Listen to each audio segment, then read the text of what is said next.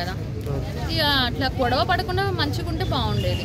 So కొద్దిగా commission తీసుకోవడం అనేది కొంచెం జరిగింది అంటే నేను అలానే చెప్పను ఇప్పుడు, కానీ మరి ఇప్పుడు మాకు ఫుడ్ పెడతాడు, ట్రాన్స్పోర్ట్ తనే చూసుకుంటాడు, అంత తనే చూసుకుంటాడు. వాళ్ళు రూపాయి ఎక్కువ ఇవ్వని తక్కువ ఇవ్వని మనకు అవసరం లేదు. మనకి ఎంత ఇస్తా అంటాడో అంత ఇస్తాడు. ఈ రోజుల్లో మనకు తెలుసు అన్ని రేట్లు పెరిగాయి. ఇంటికి వెళ్తే ఫస్ట్ అన్నం పెడతాడు ఎవరికైనా. వెళ్ళేటప్పుడు ఒక 100-200 షూటింగ్ లేకపోతే కూడా ఏదో ఒక అంటే ఒక మంచి పర్సన్ అంటే నాకైతే because I'm bold, everybody know, నన్ను ఎవరు ఇంటికి పిలివారు, నన్ను ఎవరు రానియరు. అట్లాంటిది నన్ను అయితే మంచిగా ఫ్రెండ్ గా యాక్సెప్ట్ చేసి. సో మంచి పర్సన్ కే కొంచెం బ్యాడ్ నేమ్ అనేది వచ్చింది. తాత కూడా మంచోడే, కాకపోతే ఇక తాగిన తర్వాత అందరినీ తిడతాడు కదా తాత. నన్ను తిట్టలేదు అనుకుంటే ఇంకా నాకు ఇంకా కుర్చీ పడత పెట్టలేదు. అయితే దీని వెనక ఎవరైనా పర్టికులర్ పర్సన్ ఉన్నారని ఇద్దరి మధ్యన గొడవ రావడానికి కారణం పర్టికులర్ పర్సన్ ఎవరైనా? తాత తిట్టడం తోటి గొడవ స్టార్ట్ అయింది.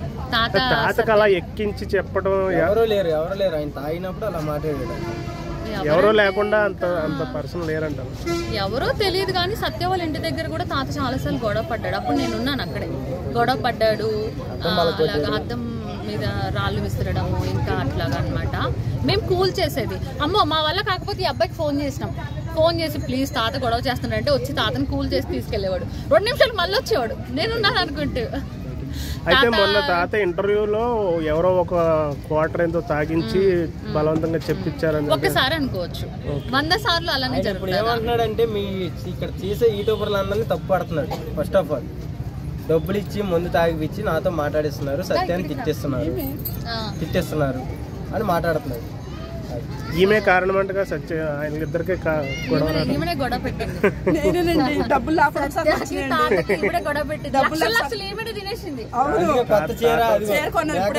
తాతకి దగ్గరుండి అట్లా అడగకూడదని చెప్పి జాతీయ కొనుక్కున్నాను.